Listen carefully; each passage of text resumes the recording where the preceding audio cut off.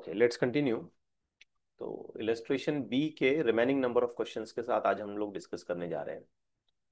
तो आज का पहला क्वेश्चन हमारा क्वेश्चन नंबर 12 है। आप लोग अपने साथ नोट्स भी रखा करें। जो नोट्स आपको दिए गए हैं, जो मॉड्यूल्स आपको दिए गए हैं, आप उसमें से भी क्वेश्चंस को रीड कर सकते हैं। और क्वेश्चन तो मैं यहाँ पोस्ट कर ही देता हूँ। तो लेट्स बिगिन विथ। देखिए, इस पर्टिकुलर क्वेश्चन में कहा जा रहा है कि there are two bodies and both the bodies are in equilibrium. Equilibrium में है दोनों bodies when suspended in water from both arms of a balance। अब क्वेश्चन को आगे पढ़ने से पहले मैं एक थोड़ा सा सेंट्रल आइडिया आपको बता दूं कि ये बैलेंस है। मान लो ऐसा, लाइक ये एक बैलेंस है। इसका एक प्लेट इधर है और दूसरा वाला प्लेट इधर है, और एक मास यहाँ पे रखा गया है और दूसरा मास यहाँ पे रखा गया है। अब इस तरीके का एक्सपेरिमेंट अगर हम एयर में करते हैं तो ये कब बैलेंस होगा? आंसर काफी सिंपल है, जब दोनों मासेस इक्वल होंगे तभी बैलेंस होता है। फिजिकल बैलेंस पॉसिबिलिटी तो तभी होगी जब दोनों मासेस इक्वल होंगे। लेकिन जब हम ये वाला क्वेश्चन देख रहे हैं ना, तो इस क्वेश्चन में हमें ये क्लियरली बताया गया है कि ये वाटर में यूज किया जा रहा है। सिस्टम पूरा वाटर में है, तो ये बैलेंस पूरा वाटर में है। अब इसको यूज कर रहे हैं हम, और अब ये बैलेंस है। लेकिन इसके एक प्लेट में, एक पल्ले में 36 ग्राम है और दूसरे में 48 ग्राम है। ये बड़ा अजीब है। तो इसके एक साइड जो मास है ना, ये ब्लू कलर का जो मैं दिखा रहा हूँ, ये 36 ग्राम मान लो, और दूसरे साइड में जो मास है, लेट्स से मैं रेड कलर से इसको दिखा दूं, ये 48 ग्राम है। अब ये सुनने में भी बड़ा अजीब लगता है कि कैसे बैलेंस हो गया ये। तो फिर हमें ये पता करना है कि ये जो 48 ग्राम वाला मास है, 48 G, और ये 36 वाला जो मास इसमें से 48 ग्राम मास की डेंसिटी हमको निकालनी है ना। तो यहाँ बैलेंस होने को हमको अच्छे से समझना पड़ेगा कि जब ये बैलेंस हो रहा होगा लिक्विड के अंदर, तो कैसे बैलेंस हो रहा होगा। तो लेट्स इमेजिन कि ये ब्लू कलर वाला जो मास है हमारा, ये ऐसे, ये लिक्विड में है। तो सबसे पहले तो इसका जो वेट है वो वर्टिकली डाउनवर्ड नीचे की तरफ एक्ट करेगा। Weight as usual vertically downward नीचे की तरफ एक्ट करता है। माइक ऑफ रखें प्लीज, हम लोग रिकॉर्ड पर हैं। अगर आपका माइक गलती से भी ऑन रह जाता है तो ये discussion will come in recording. तो मेक श्योर दैट कि आप अपनी माइक और कैमरास जो हैं, ऑडियो वीडियो अपनी ऑफ रखें। वेल, तो ये 36 ग्राम का जो वेट है, ये नीचे की तरफ एक्ट करेगा। तो मैं यहाँ पे मेंशन करता हूँ ये 36 G। अब नोटिसेबल बात क्या है कि ये वाटर में है, यानी कि लिक्विड में है। तो इस पर एक बायोंट फोर्स भी आ जाएगा, और बायोंट फोर्स हमें दिखाना पड़ेगा ऊपर की तरफ। इसे मैं मेंशन करता हूं F बायोंट 1। ठीक है। अब इसी तरीके से जो सेकंड वाला मास है हमारा 48 ग्राम का, तो उसमें 48G ये वाला फैक्टर तो नीचे आ जाएगा, और साथ ही साथ इस पे बायोंट फोर्स भी एक्ट करेगा। बायोंट फोर्स ऊपर की तरफ होता है, और ये बायोंट फोर्स हो जाएगा FB2। ठीक है, और ये दोनों इक्वल हैं। ये दोनों इक्वल हैं क्योंकि इधर वाला प्लेट और इधर वाला प्लेट इक्विलिब्रियम में है एज पर क्वेश्चन। ये डायग्राम के जरिए मैं समझा रहा हूँ आपको। तो अब आप मुझे बताओ कि इस जगह इस ऑब्जेक्ट का नेट वेट में कैसे लिखूं, रिजल्टेंट वेट में कैसे लिखूं। तो आंसर सिंपल है, 36G माइनस FB1, ये इसका नेट वेट होगा। ठीक है, okay with this. 36G minus FB1 इसका नेट वेट होगा, क्योंकि बायोंट फोर्स वेट को कैंसिल करने की कोशिश कर रहा है। दूसरी तरफ मैं वेट कैसे लिखूं? 48G minus बायोंट force FB2। Correct है, इक्वेशन करेक्ट बन रही है। यस, यस और no? Sir. Yes sir.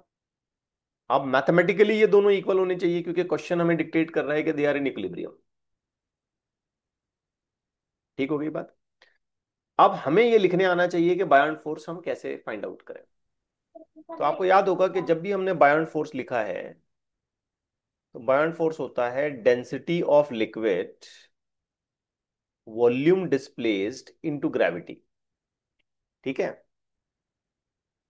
Row ji we, बार बार हमने इसको रटा है, रो जी वी।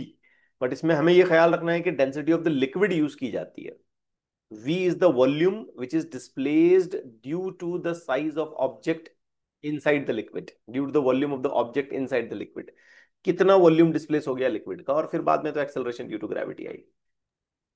तो यहां पर जब मैं बायोंट फोर्स के साथ इस इक्वेशन को लिखता हूं तो ये इक्वेशन हो जाएगी 36G माइनस डेंसिटी, यहां फिलहाल तो वाटर है, वॉल्यूम पहले ऑब्जेक्ट का और फिर ग्रेविटी। दूसरी इक्वेशन हो गई 48G माइनस डेंसिटी वाटर की, वॉल्यूम दूसरे ऑब्जेक्ट का और फिर ग्रेविटी का फैक्टर। क्लियर हो गया सब कुछ ये? यहां से हम जी फैक्टर कॉमन ले लेंगे, कैंसिल कर देंगे, चलो जी फैक्टर कॉमन कैंसिल। अब हम एक छोटी सी बात से अटक रहे हैं कि यार ये V1 V2 कितना है। तो केयरफुली देखो, पहले ऑब्जेक्ट के लिए उसने हमको साफ साफ बता दिया है कि उसका मास 36 है और उसकी डेंसिटी 9 है। तो as per the formula of density मैं लिख सकता हूं density is equal to mass upon volume. तो सिंपली वॉल्यूम वाला फैक्टर आ जाएगा mass upon density, which means I can write it is nothing but 36 divided by 9। Current situation में V1 में 36/9, 36/9, so that will become equal to 4। Similarly अगर आप V2 के लिए लिखते हो तो ये हो जाएगा 48 डिवाइडेड बाई रो 2। हमें इसकी डेंसिटी पता नहीं है और वही हमें पता करनी है। तो V2 हो गया 48/√2 और V1 हो गया 36/9 which is equal to 4। Clear हो गया यहां तक सबको? यस। यस। अब कैलकुलेशन आगे बढ़ाइए। This is 36 minus density of water is 1। V1 का वैल्यू हमने कैलकुलेट किया 4 is equal to this is 48 minus density of water is 1 और V2 हमने अभी अभी कैलकुलेट किया and the answer comes out to be 48 by density rho 2। So 36 minus 4, this will become equal to 32 is equal to 48 minus 48 divided by रो 2। इसको इधर ले जाइए। 48 divided by row 2 is equal to 48 minus 32। 48 minus 32, how much?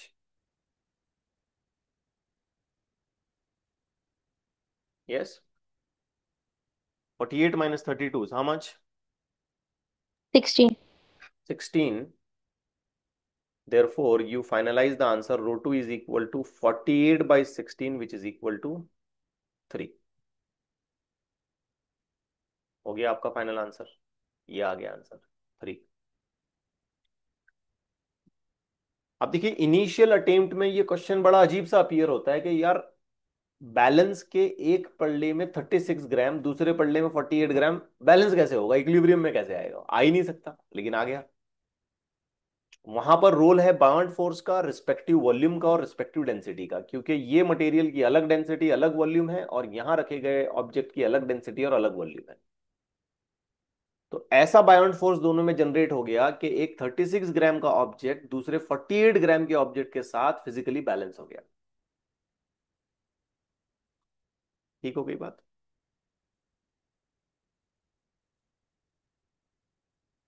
Okay. Yes. आइए एक और question करते हैं। Question थोड़े से चैलेंजिंग हो गए, थोड़ा सोचना पड़ेगा आपको। ठीक है, ऐसे नहीं होंगे कि ये फॉर्मूला सब्स्टिट्यूशन आंसर, ऐसा नहीं काम चलेगा, थोड़ा सा आपको कहीं ना कहीं सोचना पड़ेगा। तो ये नेक्स्ट वाला देखें।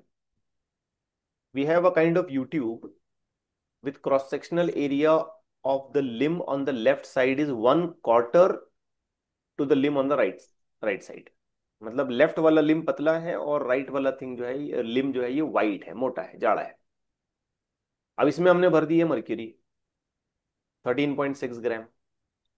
The level of mercury in the narrow limb is at a distance of 36 centimetre from the upper end। तो ऊपर से 36 सेंटीमीटर पे मर्क्यूरी का लेवल ऑलरेडी है। What will be the raise in the level of the mercury in the right limb if the left limb is filled to the top with water? Question समझे अच्छे से। मैं diagram एक बार फिर redraw करता हूं, सभी स्टूडेंट फोकस करें। ये कुछ ऐसा अरेंजमेंट है जो कि अनइवन है, ठीक है, अनइवन अरेंजमेंट है। और इसके डिस्क्रिप्शन हमको साफ साफ बताए गए हैं कि जो राइट वाला लिम है, it is having a diameter 4 times of what we have on the left side, 1/4। या लेफ्ट वाला लिम जो है ये राइट वाले लिम के मुकाबले में 1/4 डायमीटर रखता है। अब इसमें बहुत अच्छे से फोकस करें सभी स्टूडेंट्स। इसमें हमने पहले से मर्क्यूरी भरा हुआ है, ये हमने इसमें मर्क्यूरी पहले से भरा हुआ है, ठीक है। थोड़ा सा कॉम्प्लिकेटेड आएगा कैलकुलेशन, अच्छे से ध्यान दें। और कोई दूसरी चीज नहीं है, सिर्फ मर्क्यूरी है, तो इसका सीधा मतलब है कि दोनों लिम्स का जो वर्टिकल लेवल ऑफ लिक्विड होगा वो सेम होगा। करेक्ट है। मैं मार्किंग कर देता हूं यहां पे, ये लेवल पर मर्क्यूरी है यहां पे और ये लेवल पर यहां पे, ठीक है। बट एज पर क्वेश्चन हमको साफ साफ बताया गया है कि टॉप से ये कितना नीचे है, 36 सेंटीमीटर, इतना नीचे है। 6 सेंटीमीटर। यस, टॉप से इतना नीचे है, 36 सेंटीमीटर इतना नीचे है। अब हम कर क्या रहे हैं कि हम इसमें ऊपर से यहां पे पानी भरने वाले हैं। ये हमने वाटर भरना शुरू किया, तो जैसे जैसे हमने वाटर यहां पे फिल करना शुरू किया, तो क्या ये बस वाटर यहां पे आके रुक जाएगा? नहीं, क्योंकि जब हम यहाँ पे वाटर कॉलम क्रिएट करेंगे तो इस वाटर कॉलम का प्रेशर बनेगा, उसकी वजह से मर्क्यूरी थोड़ा सा नीचे दबेगा और राइट वाले लिम का मर्क्यूरी थोड़ा सा ऊपर जाएगा। ठीक हो गई बात? yes, तो हो सकता है कि राइट वाले लिम का मर्क्यूरी, ये मैं ऐसे ब्लैक कलर से दिखा रहा हूं, इतना ऊपर चला गया। ये पुरानी वाली लेवल थी, इतना ऊपर राइट वाले लिम का मर्क्यूरी चला गया। मैं इसको शेड कर देता हूं तो हमें अंदाजा आ जाएगा। लेट्स से कि ये जो लेवल मर्क्यूरी का ऊपर गया है यहां से लेकर के यहां तक, ये एच है और वो एच ही हमको डिटरमाइन करना है। लेकिन बच्चों यहां अगर ये एच हाइट से ऊपर गया है तो यहां इसको थोड़ा सा नीचे उतरना पड़ेगा। यहां नीचे उतरेगा तभी तो यहां ऊपर जाएगा। yes, ये हो रहा है। तो मान लेते हैं कि यहां से ये मर्क्यूरी हल्का सा नीचे उतरने लग गया, ये यहां से नीचे उतरा। And let me tell you in a very unique way कि ये यहां से कितना नीचे उतरा, तो आंसर है 4H। अब आप थोड़ा चौंकेंगे, सर ऐसे कैसे? यहां अगर ये H ऊपर गया तो यहां 4H क्यों नीचे आया? तो बच्चों समझो, ये जो लिम्ब है ये चौड़ा है, वाइड है, और ये जो लिम्ब है ये पतला है, ठीक है। और इनका कंपैरिजन है 1/4, इनका कंपैरिजन है 1/4, 1/4, इसके मुकाबले में ये 1/4 है। तो ऑब्वियस बात है जितना वॉल्यूम यहां से नीचे शिफ्ट हुआ उतना ही वॉल्यूम यहां ऊपर गया होगा। करेक्ट है, क्योंकि मर्क्यूरी एडिशनल तो आने वाला नहीं है, जो है उसी को शिफ्ट होना है। तो जितना वॉल्यूम यहां से नीचे गया होगा उतना ही वॉल्यूम यहां पर ऊपर आया होगा। अब सेम वॉल्यूम एक चौड़ी जगह पे रखो और एक पतली जगह पे रखो, तो जाहिर बात है चौड़ी वाली जगह में हाइट कम गेन होगा और पतली वाली जगह में हाइट ज्यादा गेन होगा। करेक्ट है। Yes sir. तो इनका डायमीटर अगर 1/4 है तो हाइट का कंपैरिजन भी 1/4 हो जाएगा। एरिया ऑफ क्रॉस सेक्शन अगर इनका 1/4 है तो हाइट का कंपैरिजन भी 1/4 होगा।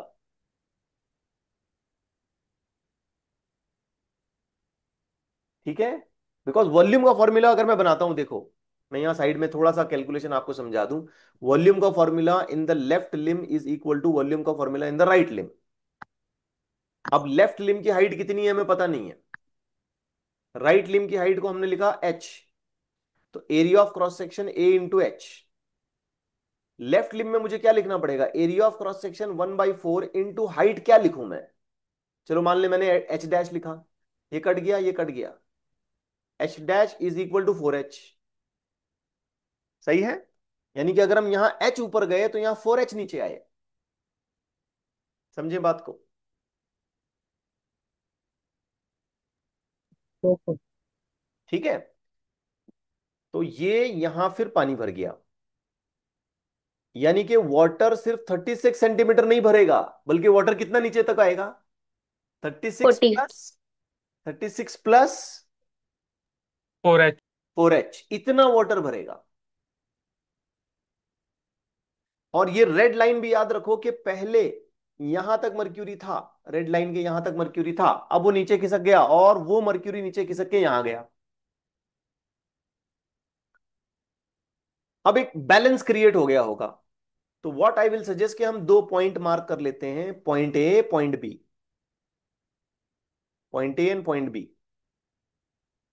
अब यहां जितना वाटर को नीचे आना था आ चुका, मर्क्यूरी को जितना ऊपर जाना था जा चुका, सब कुछ हो गया। ठीक है, एवरीथिंग इज डन। अब प्रेशर इक्वल हो गए होंगे पॉइंट ए और बी के, ए और बी के प्रेशर इक्वल हो गए होंगे, सोचो। आ रहा है बच्चों ध्यान में। Yes sir. तो प्रेशर अगर इक्वल हो गए हैं तो why not to write pressure at A is equal to pressure at B, why not to write so, pressure at A is equal to pressure at B. अब हमें लिखना है प्रेशर एट ए, बहुत ध्यान से सुनना। तो प्रेशर एट ए, तो हम देखेंगे ए के ऊपर क्या क्या है। तो बेटा ए के ऊपर थोड़ा सा मर्क्यूरी है, कितना है हमें पता नहीं है अभी, और उसके बाद पूरा वाटर है। तो मैं प्रेशर एट ए लिखूंगा, density of water G, height जो है वो है 36 + 4h, ये वाटर का मामला हो गया। Rho G H, height, corresponding height.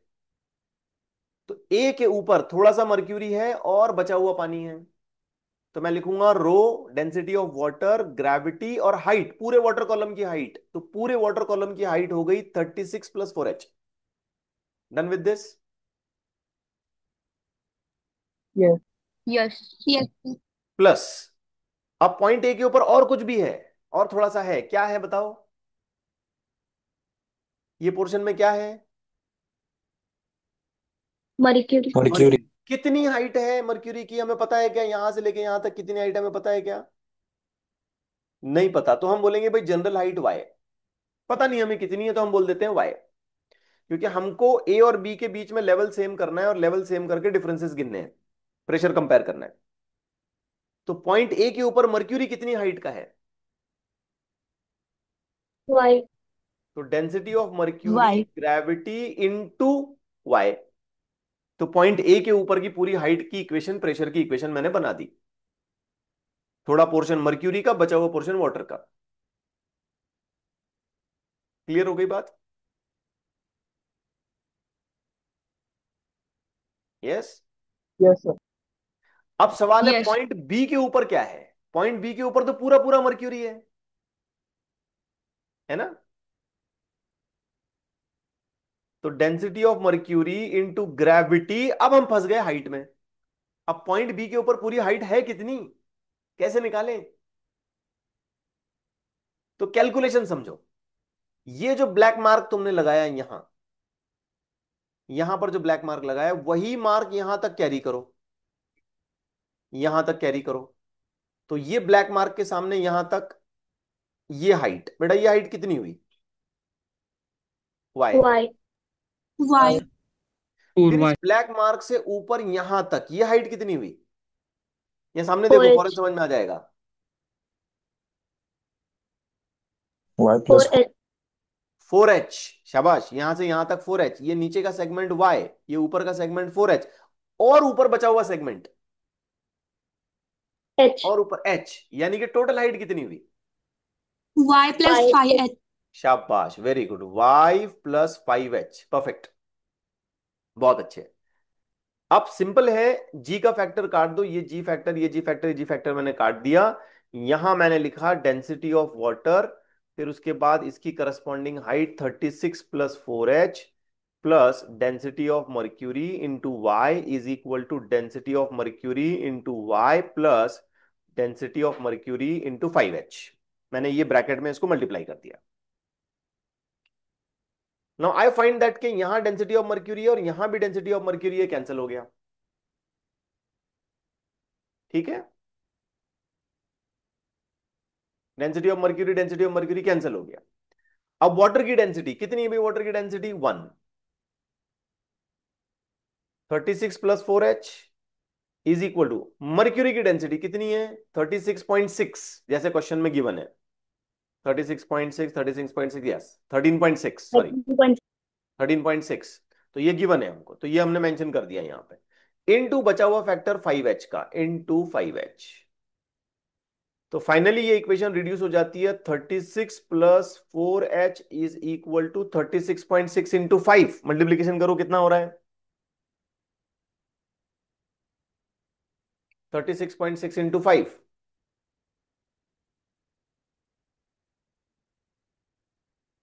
68.0. 68H। ये H यहां पे माइनस करो इसको, सो आपको मिलेगा 36 is equal to 64H।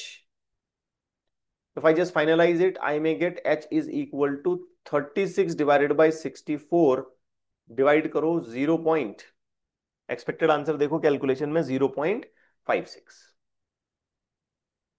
0.56 centimetre, because we are using all in CGS। ये हो गया इसका फाइनल आंसर, 0.56। चैलेंजिंग है क्वेश्चंस, पढ़ने में समझने में ऐसे सिंपल से लगते हैं, but you need to have certain understanding of these questions, certain level of calculation you must have to get it done. आ गया समझ में? Yes, Yes. Okay. Now let's take the next one, अगला वाला question लेते हैं। अब ये मैं आपको होमवर्क में दूंगा, बड़ा ही आसान सा क्वेश्चन है, कोई खास बात नहीं है।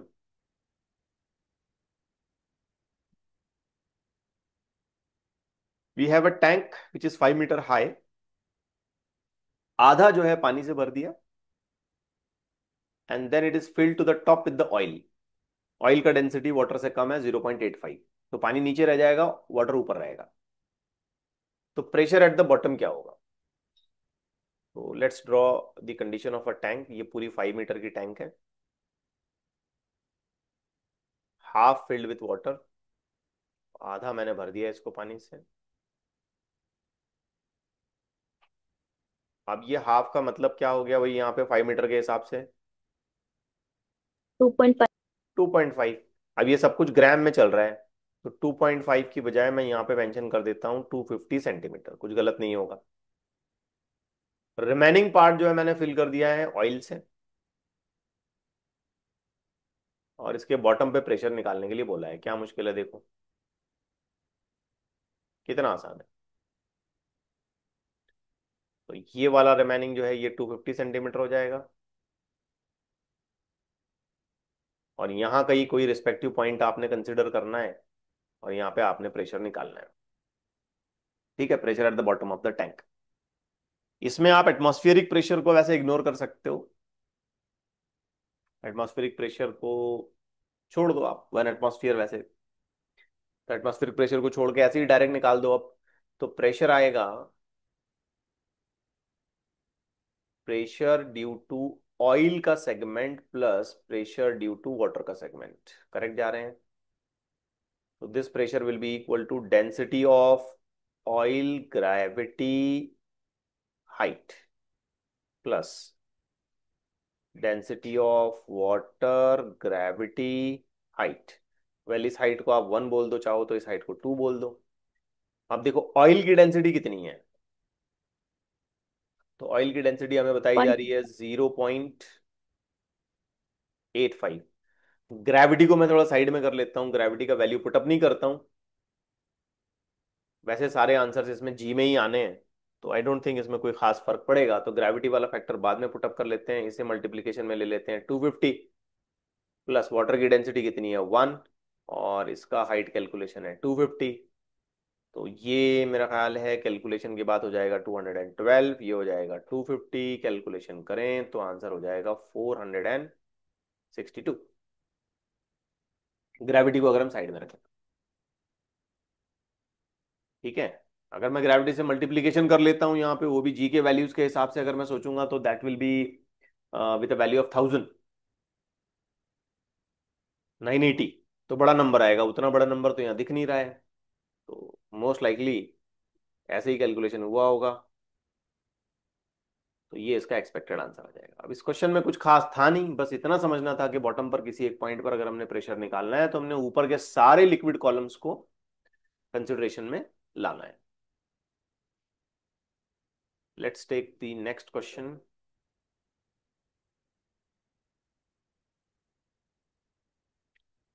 ये कौन बताएगा आंसर इसका? बड़ा आसान क्वेश्चन, ट्रिक किया है इसमें, बहुत आसान, बहुत बहुत बहुत आसान, वेरी सिंपल। ट्रिक किया है इसने, ट्रिक किया, क्वेश्चन को ट्रिक किया गया है। एनीवन, कोई गेस?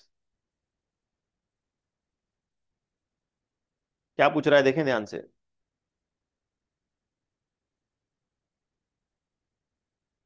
मैं कह रहा है कि भाई पॉइंट पी और एस में प्रेशर का डिफरेंस बताओ, पी और एस, यानी कि pressure at S minus pressure at P निकालना है। क्या आएगा आंसर? अब नॉर्मली स्टूडेंट ऐसे सोचने लग जाएंगे, ये हाइट है 10, ये हाइट है 20, तो अगर मैं ये हाइट टू हाइट डिफरेंस लेता हूं यहां से लेके यहां तक, तो कितनी हाइट डिफरेंस आएगा? कितना आएगा ये? 10। 10।